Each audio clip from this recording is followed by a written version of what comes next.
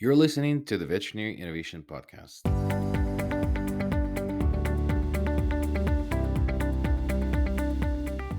You're listening to the Veterinary Innovation Podcast. My name is Sean Wilkie, and along with my awesome co host, we interview the innovators in this space every week.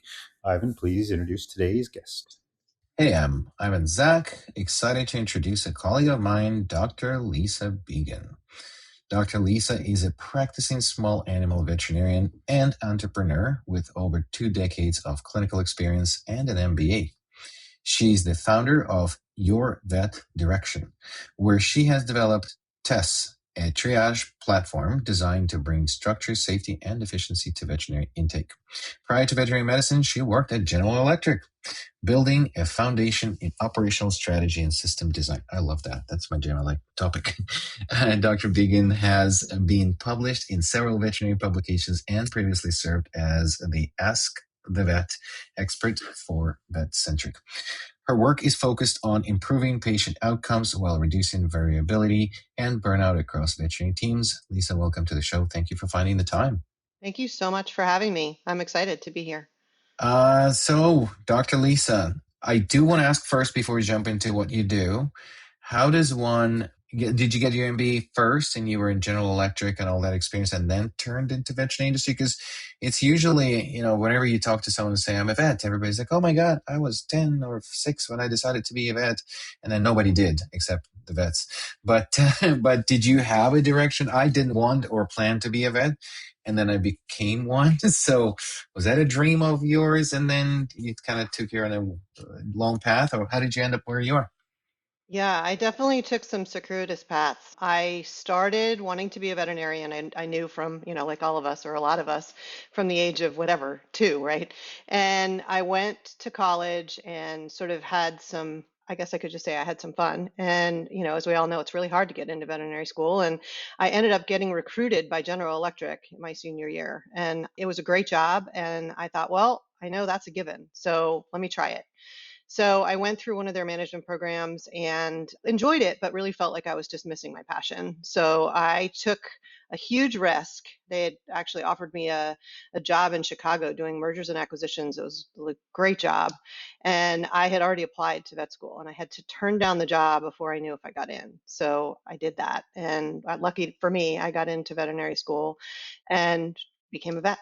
And it was, it's been like that ever since. And then I went back to get my MBA. So, and my MBA was relatively recent. And I always was interested in AI.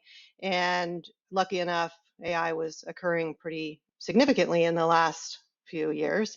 And it was a part of my MBA curriculum. So it just brought everything sort of full circle for me.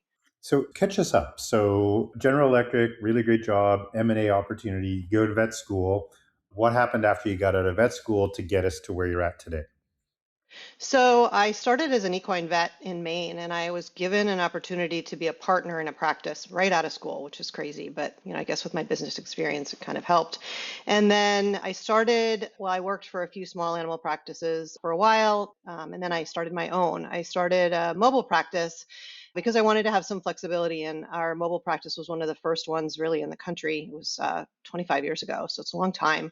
And we've gotten big. We constantly win best of awards in our area. And then I just saw some deficiencies. I mean, having been in clinical practice, I saw deficiencies at the front desk. I was constantly having to do a lot of training. And there were some times when animals died. And it wasn't the fault of the CSR. They didn't know any better. They just didn't know the answers. And so I can give you one example that happened in my practice, and it's happened in several of my colleagues' practices, where a male cat calls, an owner calls in and says, my male cat's going in and out of the box. And the CSR receptionist thinks, oh, well, this is just a urinary tract infection, and, puts it in on a schedule like a urinary tract infection, what might be tomorrow. But in reality, this cat was blocking, which is, as veterinarians know, an emergency and can lead to death of the patient. And I have had that happen in my practice in my 25 years. And so I looked at the inefficiencies and the fact that we usually end up putting our least knowledgeable people at the front desk answering the phones. And so these poor people, they're not doctors, and we're asking them to triage. And so I saw this as an inefficiency, and I needed to do something about it. And that's a perfect setup of the problem we're trying to solve here. So tell us all about it. Yeah, I can feel that you pitched this once or twice before. So I think I've just lived it, right? that's true. Once you've lived it, you can speak it. Yeah, yeah, that was my story with Smart Flow because I was like talking about the problem that I have every time you get to talk to the client in the clinic. They'll be like, "Oh my God, have you been to our practice?" I'm like, "No, but I've been to enough to see the same problems." So what is your vet direction? What is TESS, which you told us that changed the name? So tell us all about it. Yeah, great. So it is a 2 year in the making. I think all of us have seen so much change in AI's capabilities, even in the last month or two. And so in the 2 years, in the beginning, I was, oh my God, it's taking so long to do this. But now I'm glad because there's so much more capability.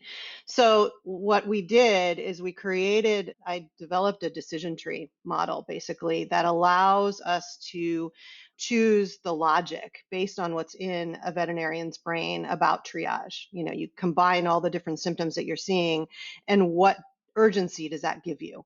And so, the reason it's changed is I got a new dog who's a Dalmatian. And so we changed the avatar to be a Dalmatian. And actually, it turned out that the acronym was a little bit better. It's a structured or symptom prioritization and outcome triage. And so it basically walks the CSR through asking the correct questions.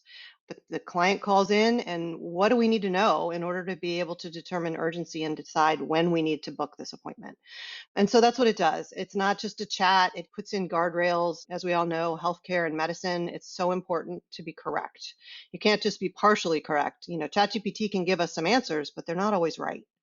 Well, it's I think you're right about being always right, but I don't feel like I'm always right as a vet. So like, don't tell anybody. But so we're on the podcast. So give us the audio visual of this. What does it look like? How does a receptionist interact with it? Or CSR? How do they, how does it help them? Do they log into something? Does it do it live? Like, what does that look like? So, as we all know, PIMs are challenging to interact with, right? And, open APIs are not exactly always open APIs. So, the way that we currently have it structured is that it sits basically on the side as a Chrome extension, and therefore it can work with any PIMs.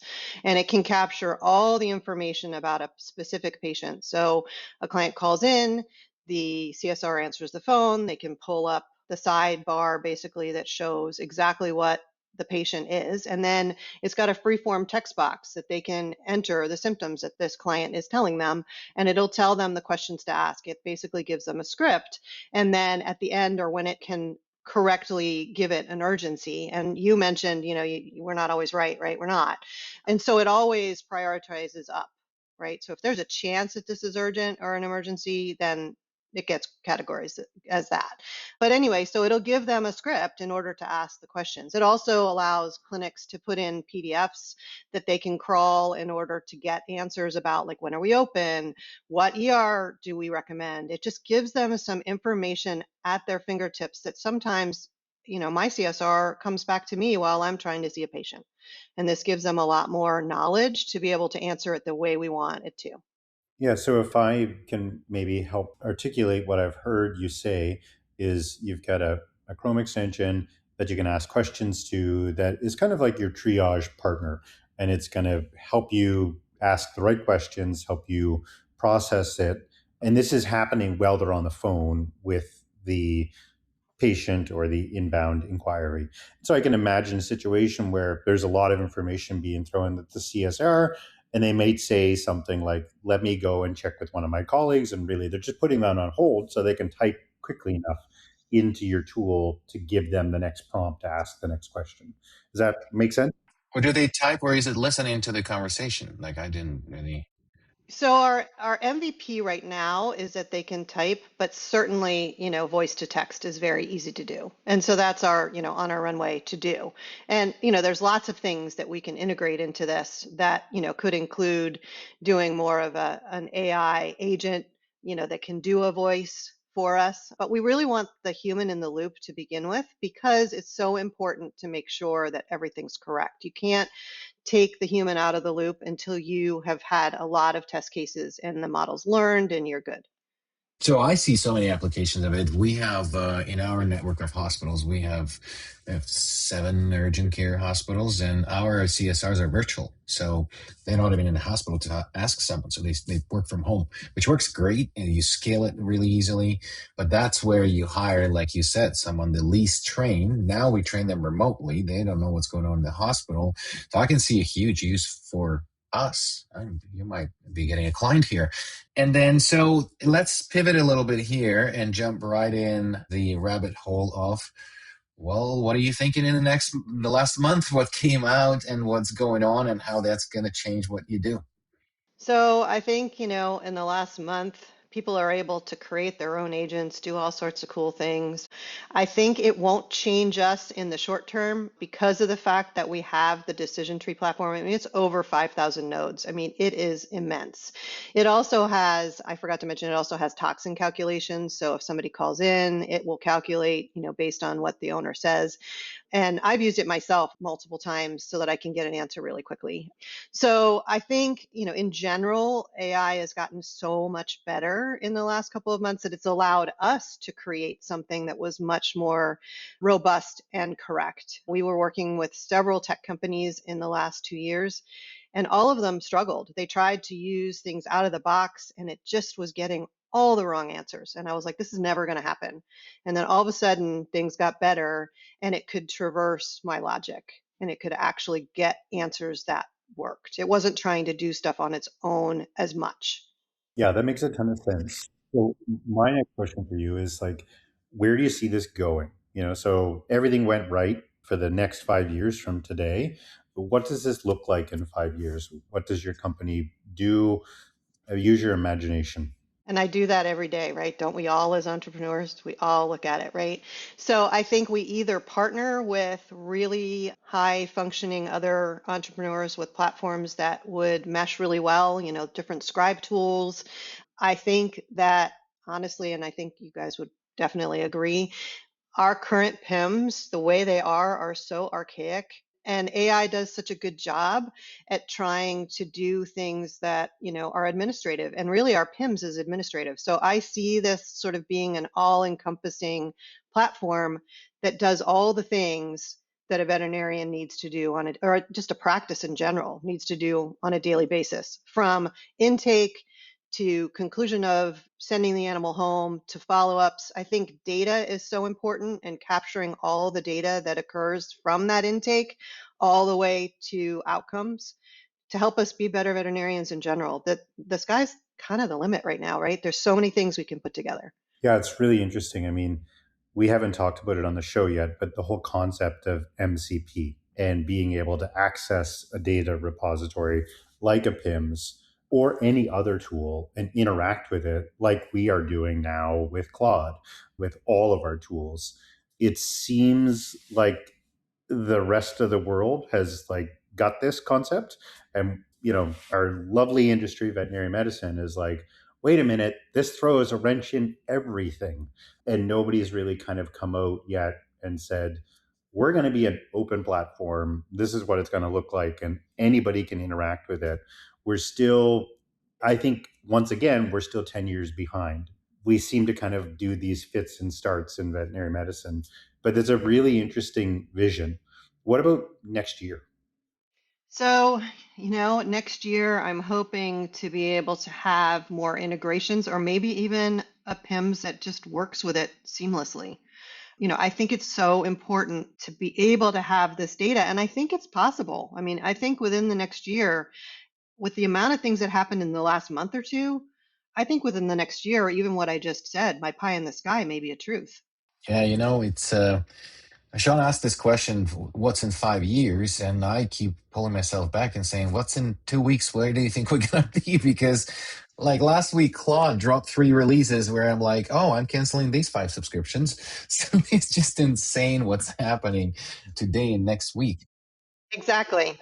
I think back to that though, I think the important thing is that we are able to figure out how to make, guardrails on AI as a whole. And I think that's the concern, is just making sure that all of the things that we're using in veterinary medicine are have some human in the loop in some form so that we're not dealing with things like the coming wave talks about in the book that I read. We could let things go rampant and we couldn't pull it back. So I think it's really important that we embrace these things, but we also are really involved in making them. But don't you think that kind of the genie is out of the box? Like, I don't know how we can harness it. Like, the way that this is all happening is just insane. And who puts the regulations in? And who, like, it's just, I remember I was in the council meeting. I was part of a council in the province where I live on the Veterinary Association. And then they were trying to express their opinion on the scribe and, like, how are we going to, what is our position on the scribe? I'm like, nobody cares what's your position on the scribe. It's happening. That's it. So, the talkatoos of this world, they're here to stay. So, and by the time things will catch up to things, and until we have things die and something drastic to pull us back.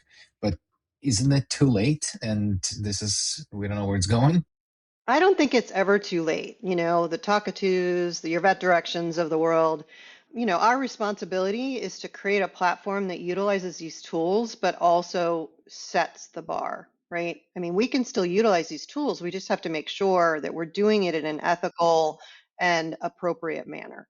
And I think as long as the tools that we create are the ones that people want to use, then it's going to be better than somebody just going to ChatGPT or Claude and putting in their animal's information. Yeah, I agree. Dr. Lisa, what's going to happen with the API layer? Like, do you think it's going to open up? Are they going to be forced to open it up? Is one going to fall and then they're all going to open up? Like, what do you think is going to happen? I think the one that plays nicely with others and offers all the things is going to win. Well said. So yes, I mean, I think yes. I mean, we have to be careful though. Yeah, we have to be careful because you open an API and you allow write back. You don't want to mess up your platform, right? So I think that's the real concern. But I do think we all have to learn to play together in the same sandbox. Do you think there's a leader in the space? Is anybody going to emerge as a leader? Any thoughts? I don't think there is, right? Evamar. Avamar? I personally don't think there's a leader right now. Yeah. I think it's open. I do, I think there's some leaders, but I don't think there's a leader. Yeah. This is a big conversation, but as usual, we're out of time very quickly. Where do people find your product? How do they sign up? Is it out there for grabs? And tell us all about that. Sure. So we are beta testing with our betas right now to make sure that we're comfortable with where it is when we launch. And it should be, I would say, within the next month or two, we should have our launch. We've had a lot of really great success in the last couple of weeks. We have a website. It's yourvetdirection.com. And there's a form there that people can fill out. People can reach out to me on LinkedIn. And those are probably the best ways to get a hold of us. We also have an email, info@yourvetdirection.com, for any questions anybody has. Did I answer all the questions, hopefully? Sure did. Thank you. Last two questions. The first one is there any book? You mentioned the book, one of them, TED Talk, YouTube, anything that inspired you recently that you want to share? Well, I mentioned the book, but I also have one other thing that really hit home for me for multiple reasons. So my son is an actor, and he's currently in a show in Boston called Breaking the Code. It's the Alan Turing story. And I have gone to see, obviously, my son in the show and realizing that it was so long ago that Alan Turing became, the founder of AI and the computer. And just thinking about that has been enlightening to see what he went through, to get us what we have now. It's a pretty amazing show, and it brought me back to learn more about Alan Turing. Yeah, so it's cool. And then the last question we've got for you is another innovator that you think would be a good guest for the show. So I have an associate that I work with. Her name is Deirdre Fry, and she has a company called Vet at Your Door, and she is always innovating really interesting tech things. She's worked on routing for veterinary practices that are mobile. She has an idea that she really wants to be able to bring veterinary practice to have ownership of employees. I mean, every time I talk to her, it's something new that she's putting together. So she's a good one. Thank you so much for listening to the Veterinary Innovation Podcast. If you want to hear about our new episodes, please follow us on any social media channel. Also, you can check out our website at veterinaryinnovationpodcast.com. See you next week.